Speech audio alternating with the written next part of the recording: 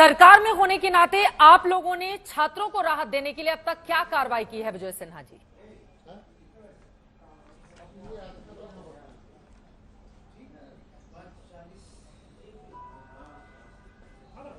विजय जी, मेरी आवाज मिल रही है क्या?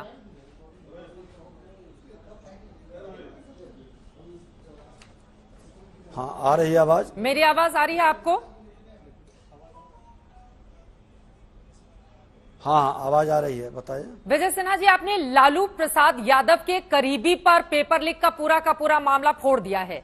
सरकार में आप हैं, जवाबदेही जिम्मेदारी आपकी है, डिप्टी सीएम आपके हैं, आपकी सरकार है। अब तक क्या कार्रवाई की गई है? कैसे भरोसा देंगे छात्रों को कि सरकार उनके साथ खड़ी है और पूरी पारदर्शिता बरती जाएगी? देखिए, निश्चित तौर पर छात्रों के भविष्य के साथ जो भी खिलवाड़ करने वाले लोग हैं, ऐसे लोगों का पूरी जांच के तहत स्पष्ट करना चाहिए, कार्रवाई करनी चाहिए।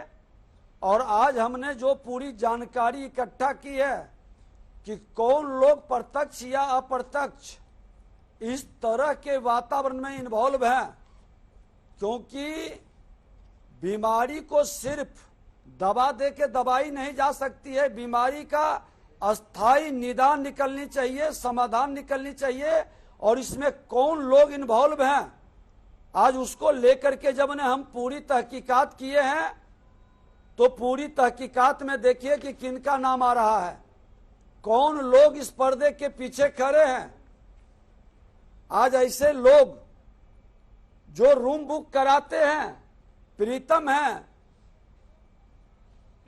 उप मुख्यमंत्री तेजस्वी यादव जी के पीएस, जो इसी विभाग के मंत्री थे, और वही व्यक्ति बुक कराए थे आज सिकंदर के नाम से, और ठहराया है सिकंदर अनुराग यादव को, सिकंदर कुमार जदुवंशी अनुराग यादव को ठहराया।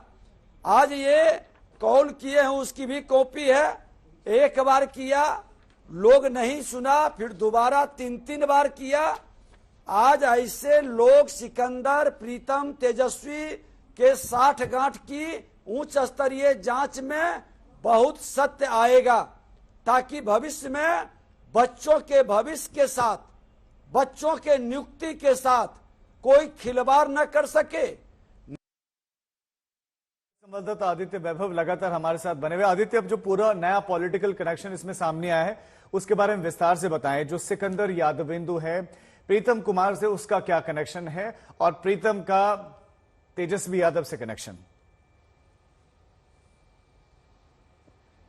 जी बिल्कुल राजीव, जहां तक बात की जाए कि आखिर सिकंदर यादवेंदु कौन है, वो प्रीतम से किस तरह कनेक्टेड है और प्रीतम तेजस्वी से किस तरह कनेक्टेड है, तो इसको उल्टा समझने की कोशिश करते हैं। तेजस्वी यादव जैसे ही डिप्टी चीफ मिनिस्टर बने थे, तब प्रीतम उनके साथ उनके पीएस के तौर पर लगाए गए थे, और बताया जाता है कि वो ये वही समय था, तब से लेकर अब तक प्रीतम तेजस्वी के साथ ही ज्यादातर बताए जाते हैं। और सबसे बड़ी बात ये बताते हैं आपको कि प्रीतम और सिकंदर में क्या कनेक्शन है। तो जिस तरह अगर बात की जाए विजय कुमार सिन्हा की, जो बिहार के डिप्टी चीफ मिनिस्टर हैं, उन्होंने साफ तौर पर इस बात पर इशारा किया। उन्होंने कहा कि प्रीतम और जो सिकंदर प्रसाद यादवेंदु हैं, ये दोनों सगे संबंधी हैं। और सबसे बड़ी बात आपको ये बताते हैं कि सिकंदर के बारे में भी उन्होंने और कुछ भी कहा कि न सिर्फ वो प्रीतम के रिश्तेदार हैं, बल्कि इन्होंने काफी मदद की है लालू परिवार की, तब जब लालू जी जेल में हुआ करते थे रांची में।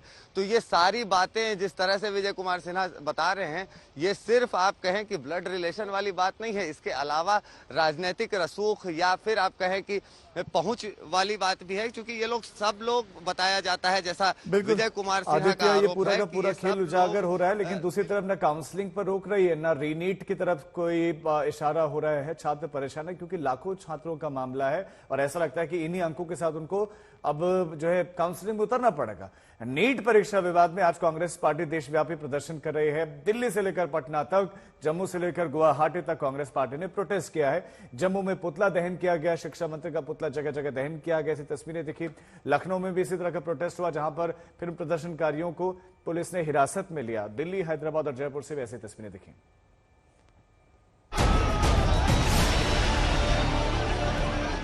दिल्ली की सड़कों पर गूंज उठा शिक्षा मंत्री के इस्तीफे की मांग का नारा।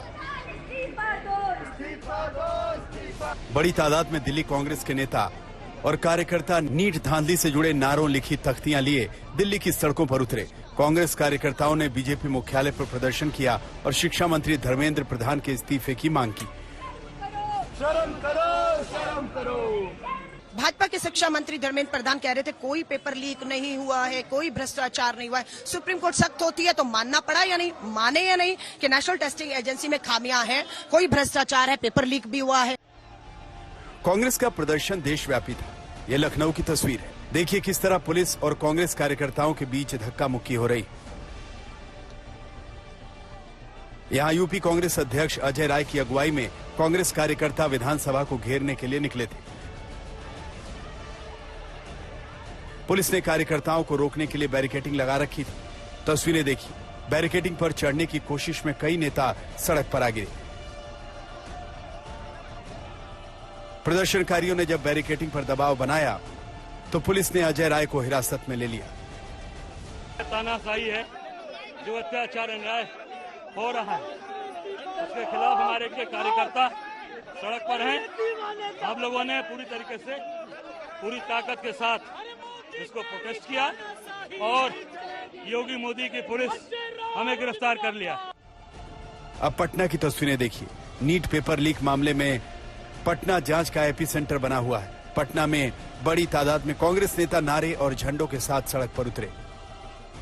सीधी सीधी बात है, इस जांच की संलिप्तता में जिस पे भी शक है उस पे इंक्वायरी बैठे, उसकी जांच की बात करे और उस पे सख्त से सख्त कार्रवाई ले, जो भी हो। लेकिन मैं ये कहना चाहता हूं, जहां जहां बीजेपी प्रदेशित राज है वहीं ये पेपर लीक का कांड का सरगना तार क्यों जुड़ रहा है। बिहार देखिए एनडीए सरकार, हरियाणा देखिए, गुजरात देखिए। आपको ये देखना होगा विजय सिन्हा जी सिर्फ राजनीति कर रहे हैं, बातों को भटका रहे हैं। क्या शिक्षा मंत्री पे वो क्यों नहीं बोले? उन्होंने बोला, शिक्षा मंत्री, देश के शिक्षा मंत्री बोलते हैं कि हमको तो पता ही नहीं कि पेपर लीक आउट हुआ है, लेकिन सरेआम पेपर लीक आउट का मामला है, तो इस पे क्यों नहीं करते वो? अब जयपुर की तस्वीरें देखिए। नीट परीक्षा विवाद में कांग्रेस ने यहां भी शक्ति प्रदर्शन किया। बीजेपी के भ्रष्टाचार की पोल खुल गई और पहले भी पेपर लीक हो रहे थे, अभी भी पेपर लीक हुआ है। तो बीजेपी को यह तय कर लेना चाहिए, पेपर लीक के लिए केंद्र की बीजेपी की सरकार जिम्मेदार है। खुद प्रधानमंत्री जी को सामने आना चाहिए। आप कह रहे थे जीरो टॉलरेंस की बात, कहां है जीरो टॉलरेंस? भाजपा के बाड़े में पेपर बिक रहे हैं, मान लिया इन्होंने कि नेट का बिक गया। जम्मू में भी जबरदस्त आक्रोश देखने को मिला। पुतला दहन करते हुए कांग्रेस कार्यकर्ताओं ने जमकर नारेबाजी की।